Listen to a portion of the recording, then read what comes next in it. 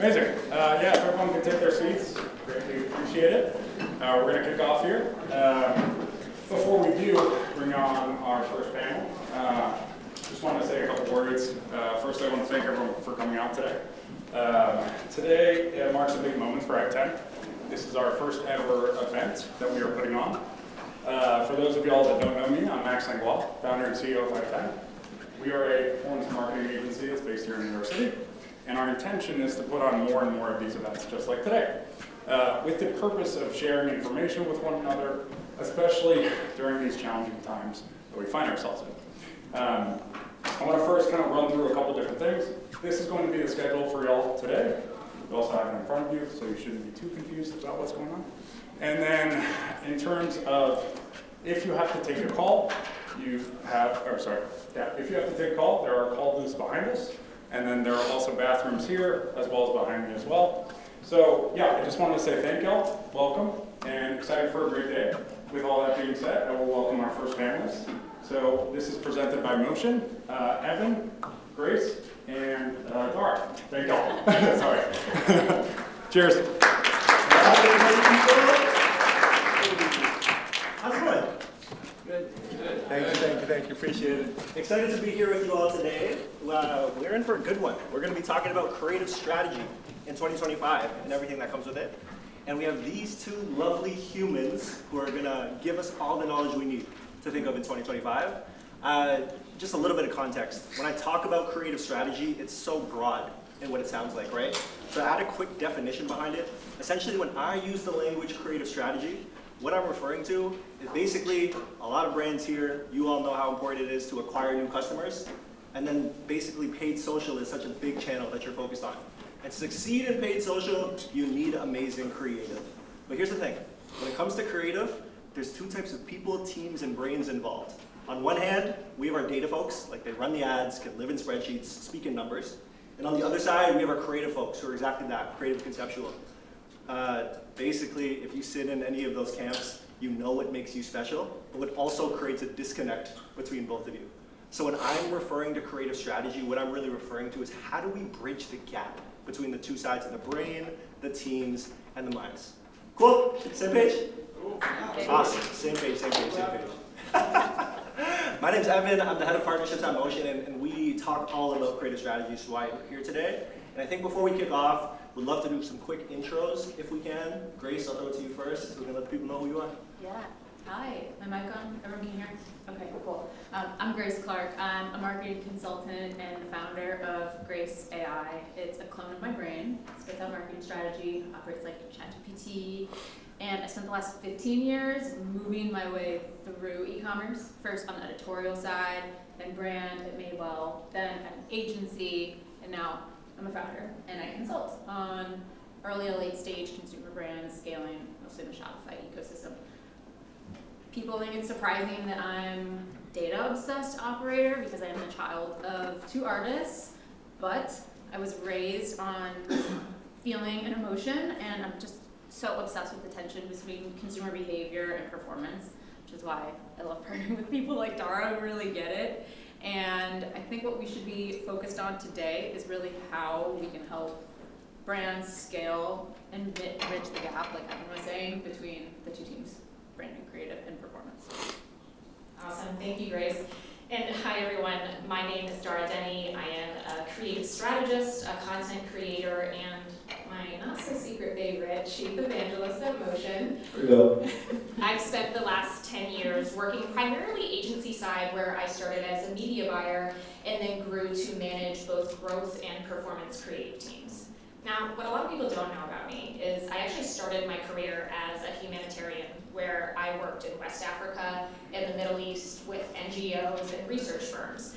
And I fell into D2C as a really happy accident, but I found that I've actually been able to have way more impact teaching people how to make their businesses grow through content. Today, I spend about half of my time working at a small growth accelerator with 8 and 9-figure brands, and the other half working on my YouTube channel, where I produce one long-form video every single week about media buying, creative strategy, and making next resources for the next generation of creative strategists. So thank you so much for having us up here today.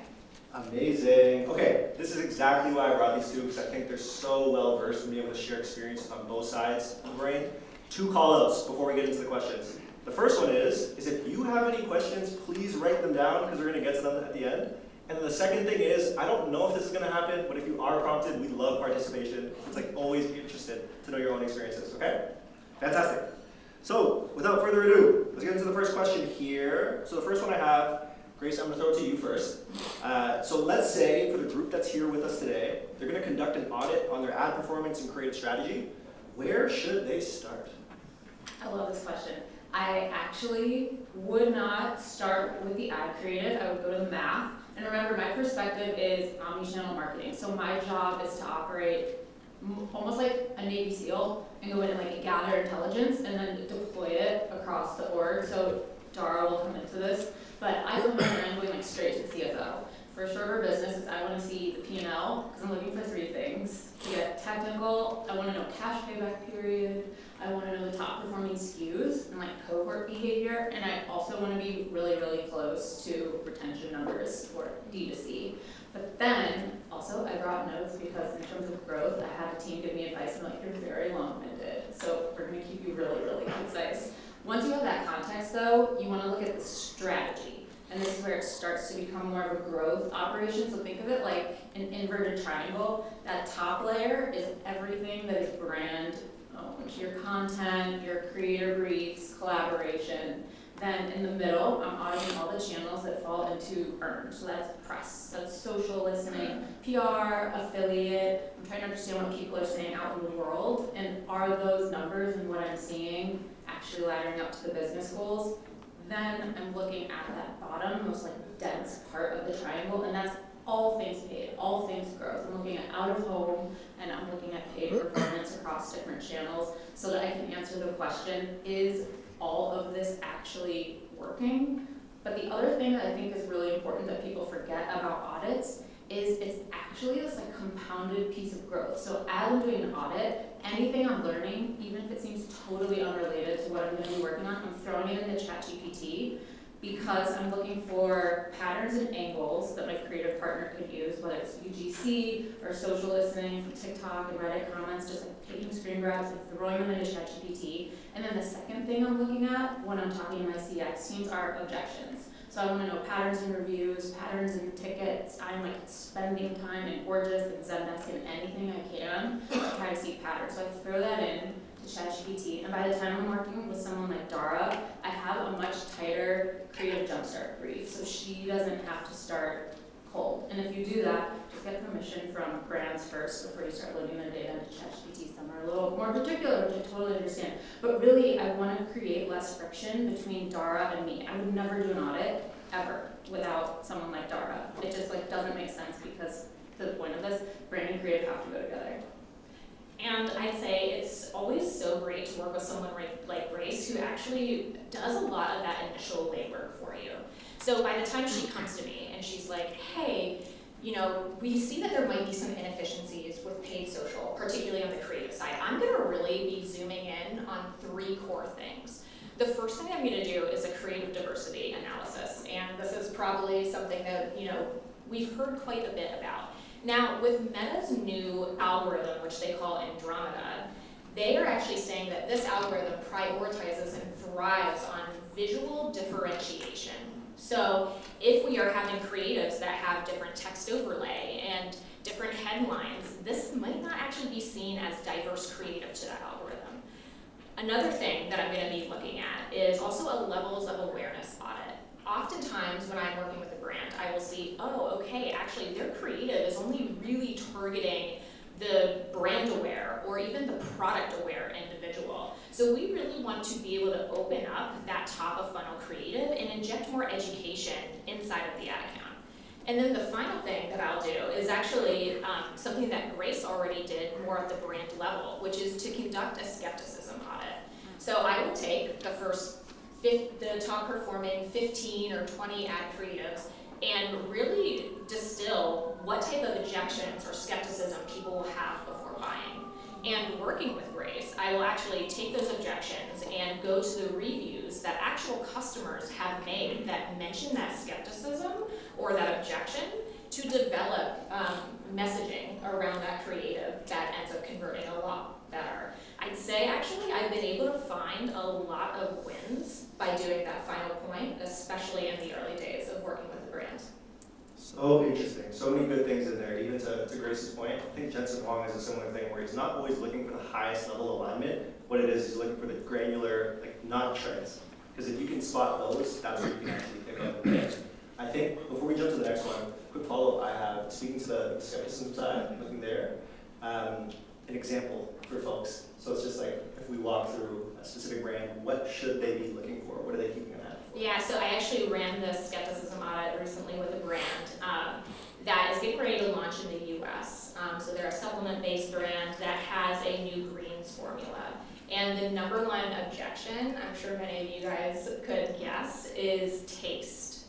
Again and again, people were concerned about taste. They didn't really care as much about the health benefits on paid social. The number one thing that they wanted to know was all about taste. So we were able to develop a first round of creative that addressed that pain point directly, and it crushed, if I do say so myself. Huge, absolutely huge. And then Grace, to come back to your first point, I think on the example front, turning it into the actionable, what I'm curious is like when people do take a look into their financials or wherever we should start, what are they looking for in terms of outliers or trends? Oh, okay, that's such a good question. So first you have to start with industry benchmarks, especially if you're a newer brand, say like 4 or 5 years old and haven't been through the crazy cycles up and down of COVID, or you're launching or trying to scale in this weird economic climate.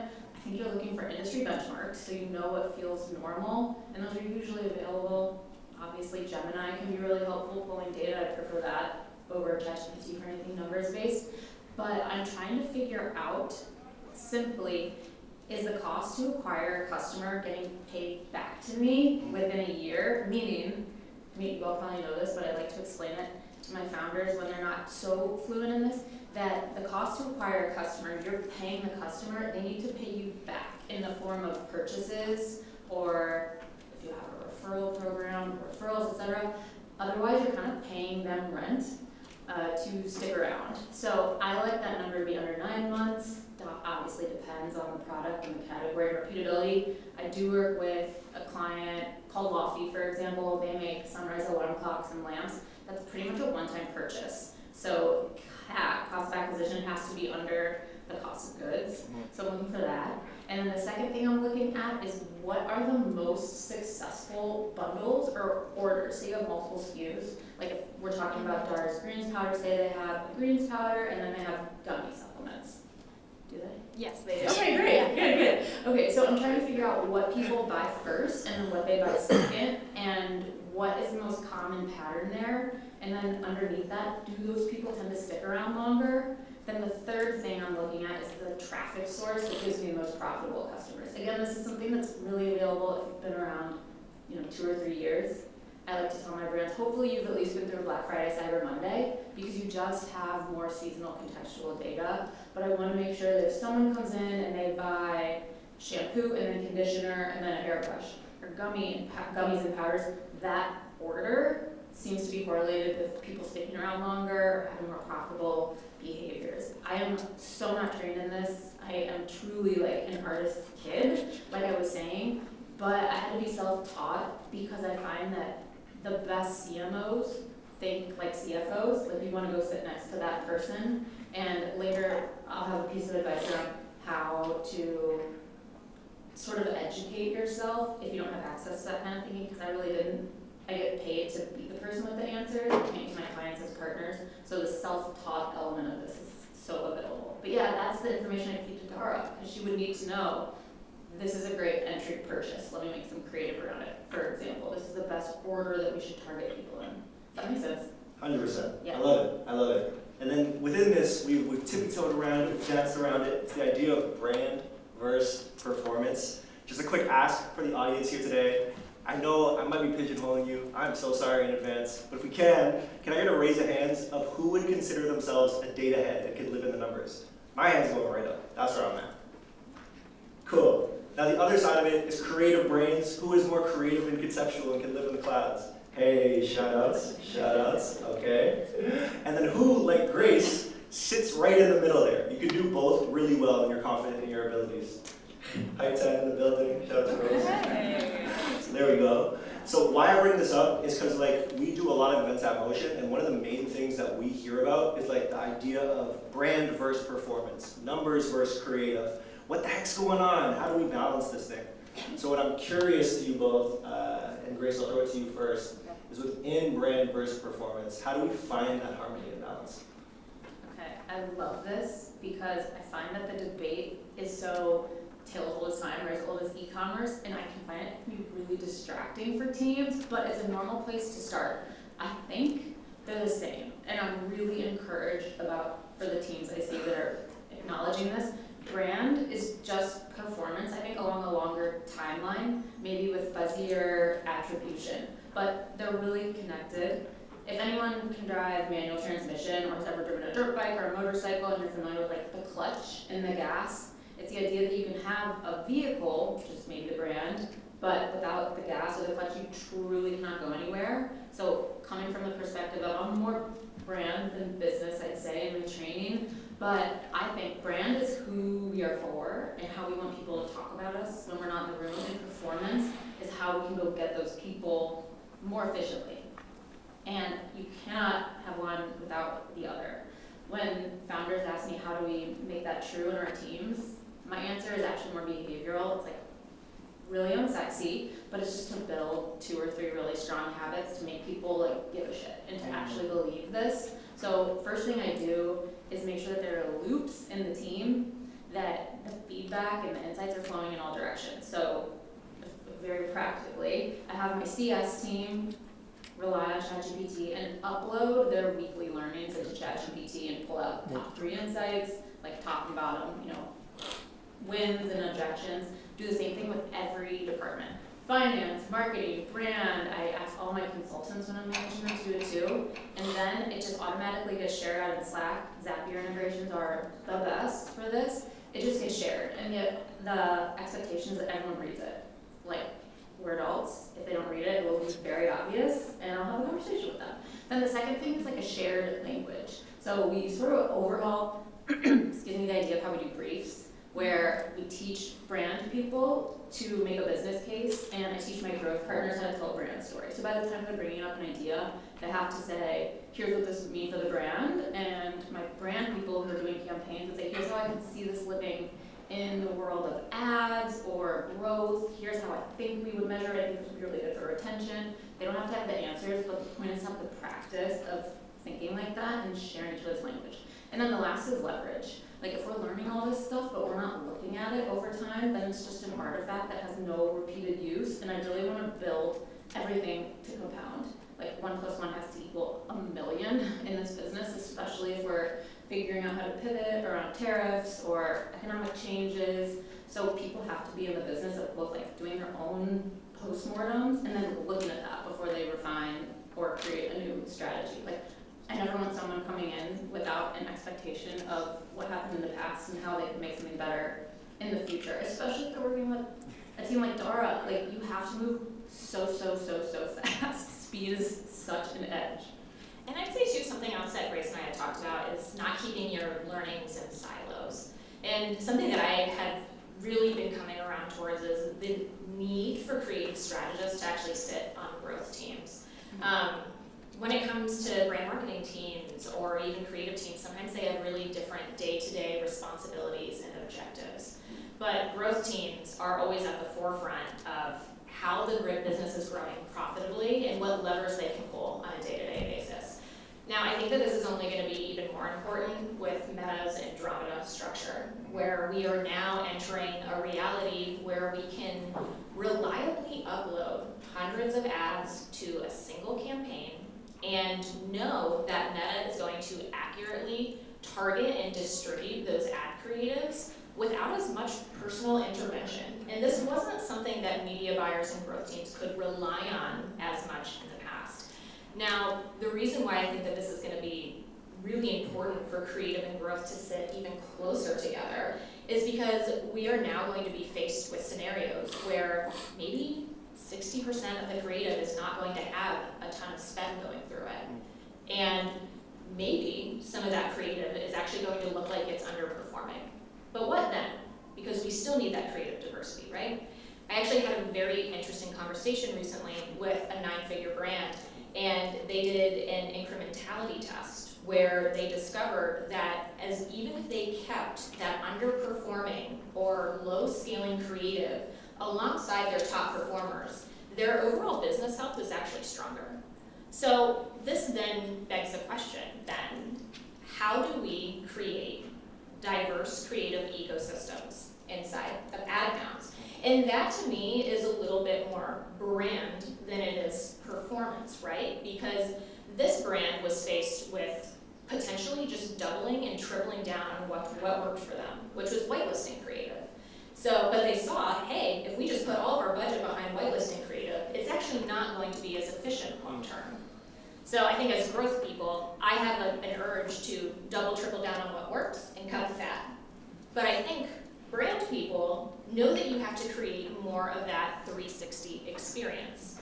And I see that as honestly one of the biggest changes that is going to be happening as we shift to more of this Andromeda-based type of creative testing as an industry.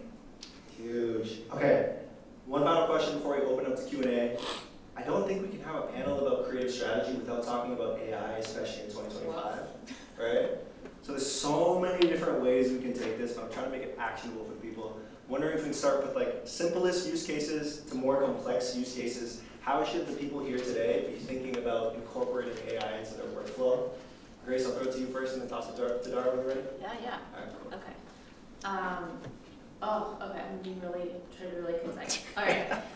I'm someone who has spent the last couple years using it. I really like what Chris Dixon has said, which is roughly some of the best ideas look like toys at first. So I've been playing around with this stuff since 2020, and then last year I started trying to clone my brain for 2 reasons. One, pattern recognition. Founders were asking similar questions, and I just couldn't remember everything in my head, and I'm a Virgo, so all my data is organized, truly intact, and all my strategies are nice and tidy. So I had all this material, but I was slowed down by trying to find patterns that I could share with people. And then 2, I wanted to see if there would be a way to help other people. I think knowledge distribution is really what I'm betting on, definitely informed by my background, but I started doing that, and through the process learned like 3 ways that have only been proven more and more accurate. The first is something like Dara and I've talked about a lot, and it is creating a system where an AI is trained on your thinking so that someone else can access it and learn from you. So I tell this to my founders, if they have patterns and their team is asking them the same questions, or they have more junior folks who need to learn how they think, record meetings where you're giving strategy feedback or talking about your frameworks or on podcasts or create memos. Upload it into ChatGPT and tell it to try to think like you, and then give people access to that. If you have an enterprise account on ChatGPT, or you create an account that multiple people can log into, just don't ask it personal questions, just keep it totally work related. I would be mortified if someone logged into my OpenAI account. But really that's to like teach others. Then the second way, all this is in ChatGPT, by the way, but we can also afterward talk about Gemini and Zapier and all these different integrations. But the second way is if you are the one who wants to learn. And I just did this with someone, and I don't know if I'm gonna ever tell them this, but there's someone I admire and someone I wish could be a mentor, but I have to make mentoring moments because I don't have a boss. So I downloaded a bunch of transcripts of podcasts that she's been on, just 4, and then 2 of her blog posts, and I uploaded that into ChatGPT. It's publicly available, and I said, coach me like her, and she has helped me unlock several business decisions. She thinks in a way I don't, and I've started to learn a lot from her. And the third thing is if you want to create a sort of brand book, like a living brand book, it helps onboard agencies, but it's more of a living document. I find brand books are beautiful, but sometimes they just live in Figma or Google Slides or worse, a PDF forever. So it's more living. So that's a place to upload not just brand guidelines as they might evolve, but also performance. So over time, that machine learning will help correlate product data, SKU level performance data, with brand taglines. And again, it's just another efficient step in the process that has a chance at incrementally improving your business. It's sort of like, why would you not? Yeah, and I'd say on my side, I look at the creative process overall as a 6-step process. We have research, road mapping, production, post-production, QA, and then analysis. I am very comfortable and confident in using AI on the research portion of it, as well as the analysis part of it. I think where it's getting really interesting is with production right now. We've been testing doing photo shoots through AI and running that as ad creative, and the results are really compelling. But I'd say, it's not 100% there yet. And I think that really, AI isn't going to be able to supplement for QA. A big conversation I have with my teams right now is you have to keep that bar for quality high, even though the outputs are really, really exciting. And Grace and I talk about this a lot, like the way that I use AI, especially in research, is more like a sparring partner. I'm gonna out myself a little bit, because one of my former clients is in the room, but there was a creative that had been performing really well for them. And I actually went to ChatGPT and I was like, hey, we've run these 3 messaging tests, right? And this was the one that performed the best. What's another one that we could do? And it ended up generating what became another ad creative that performed really well for them. So I try not to look at, hey, how can we have the perfect input, or how can we have the perfect prompt? It's actually about providing more context than what you think is necessary in a lot of cases, and providing also your thought process for something, and seeing how it can give you guidance in that sense. We can talk later about which ad creative that was specifically. But it's crazy. I have to worry a little bit about like my urge to go to like ChatGPT and AI more and more, and I'm really trying to have it supplement where I'm really weak.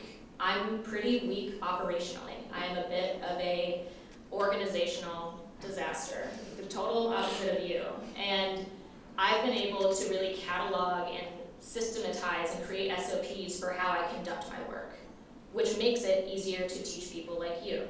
So I'd say if you have SOPs and a certain way that you think about creative, sit and talk to this technology for 10-15 minutes and have it spit out an SOP for you so that you can enable your teams to be more agile. Amazing. Okay, we have made it. We have 5 minutes left for Q&A here. So my prompt for Q&A is if you have any, raise your hand. Is there a mic runner or is that me? Okay, cool, thank you. We have a mic runner. So the questions, put your hands up, let's get to them. And the prompts, while he's making his way over, we can also learn from each other. So if anybody has any ideas they want to share on the creative strategy side, feel free to share them too. Like, we're always open to learning from each other in these rooms. And the last thing I'll say is us 3 have so many opinions on the creation side when it comes to AI. Come talk to us after too. It'll be a fun conversation.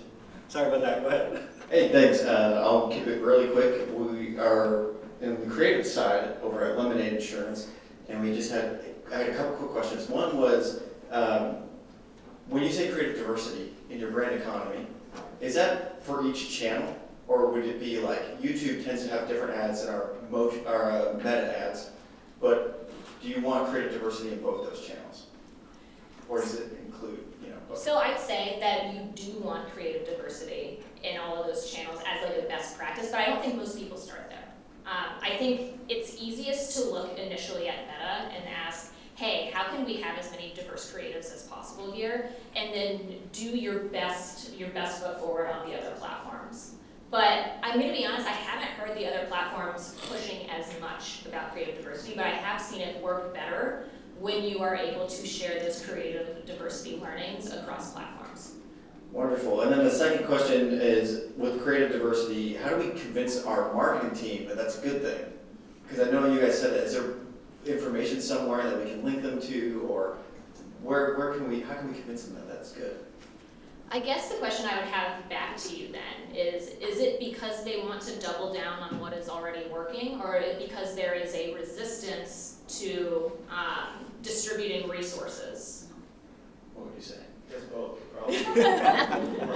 Probably the former. Yeah, I would say, and I don't know everything about Meta's new Andromeda algorithm. I'm trying to learn a lot about it because I think this really is changing how I am approaching creative diversity. Because initially, I was the type of growth person who'd be like, yeah, double, triple down on what's working, let's not do anything else. This algorithm really changes that. And I'd say it's really about getting as much source material as you can. Meta has some great resources on that. I'm also developing more resources on it, but I admit there's not any great additional like outside POVs on it just yet. So early days. Thank you, I appreciate it. Yeah. Any other questions, Joe? Oh, we got one over there. All right, Grace, one thing you said in the beginning was when you look at the P&L, cash payback period, top performing SKUs, and then you go close to retention numbers. Outside of the macro 90-day LTV, repeat purchase rate, churn, how are you auditing it? What are you looking at and where are you getting your numbers? Because I think most of us go in the email and it's not deep enough with the existing dashboards. Very true, very true. Let me make sure I answer your question. Is it where to go look for that information or what to do with it? Both? Okay, awesome.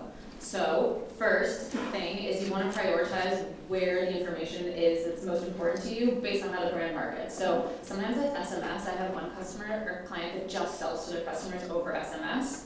And then another, Klaviyo is 40% of their revenue. And then another who's using Vermont and their landing pages just happen to be crushing and really like the conversion engine, which I hope we'll hear about a little bit more. But the most important thing is to prioritize like 3 sources that you want to get the data from, so it's not overwhelming. There's so much that we can get lost in, especially when we're just starting with a big audit. So start small, patterns will emerge, truly. And then to your point about the macro versus more micro, I could look at everything. And right now I prefer to, especially because I'm trying to teach myself to find patterns that I wouldn't be able to notice from the outside. So I'm downloading every single report I can, and I'm asking Gemini, for example, to try to help me find correlations that may or may not exist, and then asking it to do the exact same thing again with the same data to see if there are anomalies or hallucinations. It just unlocks a different way of thinking. It's not my source of truth. I'm trying to build more fluency in how I think about this.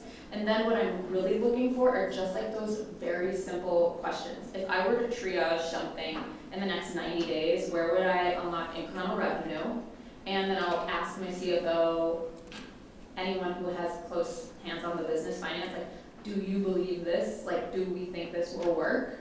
And then the second thing I'm doing is talking to my marketing team and growth team about like, here's my hypothesis. Let's run a creative test, or let's do an incremental test or a holdout test. And here's what I expect to happen. Here's what I want to see. And we're trying to start with a hypothesis around it. There's no way to wrap, at least for me, to wrap my arms around all the data. And to your point, the dashboards are just not sufficient enough.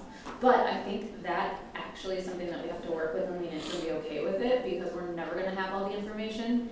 And someone recently said to me, you don't need more information, you just need action. It's so addicting to acquire more knowledge, and it feels like, for me, progress. When I'm sitting and reading and listening, I'm like, there's just another podcast I need to listen to, another Taylor Holiday lecture I need to watch. And like, that's not true. I know more than I think I do, and frankly, there is nothing to be learned until you actually put something out to the world or make a change and see how the market responds to it or your business responds to it. To the question that the Lemonade team asked earlier, sometimes when I'm finding resistance in a partner, I just say like, can we run a test for 30 days? Can you just like give me 30 days to see what could happen? Or 60 days, just a time period, and frame it as like a de-risked thing. And I'm like, I'm not asking you to change forever or trust me forever. Let's start small. And that'll help. But we can talk about it more, because I have lots of thoughts.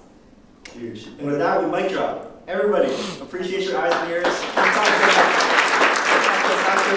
questions. It's so fun for us. I really, really appreciate it.